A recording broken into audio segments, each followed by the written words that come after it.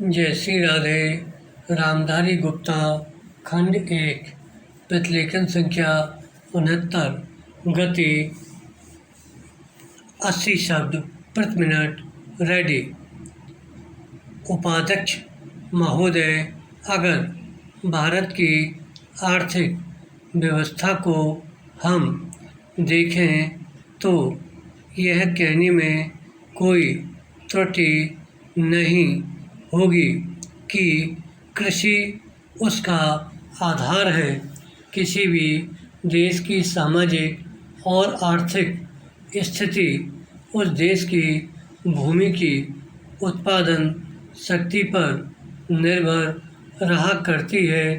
यदि भूमि की उत्पादन शक्ति में कोई कमी हो जाती है तो उस देश की आर्थिक और सामाजिक स्थिति में भी कुछ परिवर्तन आरंभ हो जाता है। विराम।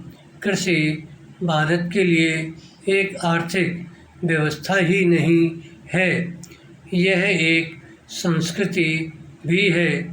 जो लोग आंदोलन में विश्वास रखते हैं, इनको पता ही होगा कि जितने भी आंदोलन इस देश में होते हैं वे समाज के नाम से, धर्म के नाम से, जाति के नाम से या राजनीति के नाम से होते हैं। विराम। ऐसे आंदोलनों में कोई भी समाज शामिल हो, लेकिन कृषि समाज उसमें शामिल नहीं होता है। विराम। उस आंदोलन के साथ कृषि समाज की सहानुभूति भी नहीं होती है। विराम।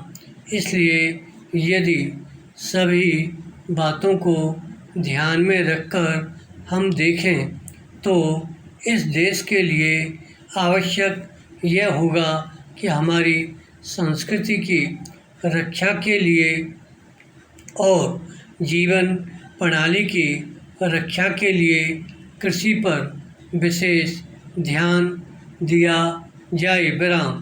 पैरा। कृषि के क्षेत्र में इस वर्ष काफ़ी प्रगति हुई है। विराम। यदि आप 1801 से 1901 तक का काल देखें तो आप देखेंगे कि हमारे देश में 31 अकाल पड़े, जिनमें 4 करोड़ लोग मरे। विराम। लेकिन आज हमारे खाद्य मंत्रालय ने 100 रुपये मन के भाव पर गेहूँ खरीदकर एक भी आदमी को मरने नहीं दिया। इसके लिए हमारा खाद्य मंत्रालय बधाई का पात्र है। पैरा। एक बात मैं विशेष रूप से इस अवसर पर कहना चाहता हूँ। विराम। आजकल हम लोग मानव शक्ति पर ज़्यादा ध्यान न देकर पूंजी पर ज़्यादा निर्भर रहने की कोशिश करते हैं। विराम। आपको याद होगा लगभग 5 दशक पहले में जापान की आर्थिक व्यवस्था बिगड़ गई थी, लेकिन वहाँ के 60 लाख काश्तकारों ने कृषि शिक्षा के बल पर इतना अनाज पैदा करके दिखलाया कि आज वे 10 करोड़ आदमियों का पालन पोषण कर रहे हैं। विराम। वहाँ पर 30 ऐसे विश्वविद्यालय हैं जिनमें कृषि की शिक्षा दी जाती है, जिनसे 16,000 छात्र प्रतिवर्ष शिक्षा प्राप्त करके निकलते हैं। विराम। आज हमारे देश में पर्याप्त कृषि विश्वविद्यालय स्थापित हो चुके हैं। विराम। हमारे देश की 120 करोड़ जनसंख्या को दृष्टि में रखते हुए जापान एक बहुत छोटा सा राज्य है, शायद हमारे राजस्थान से कुछ ही बड़ा है। विराम। धन्यवाद।